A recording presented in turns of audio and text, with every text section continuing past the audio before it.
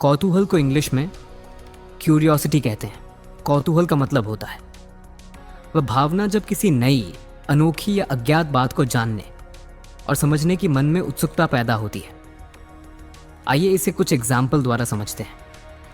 Example 1, बच्चों में विज्ञान के प्रति बहुत कौतूहल था। 2, नई चीज देखकर उसके मन में कौतूहल जाग उठा। 3, लोगों को घटना के बारे में जानने का कौतूहल था।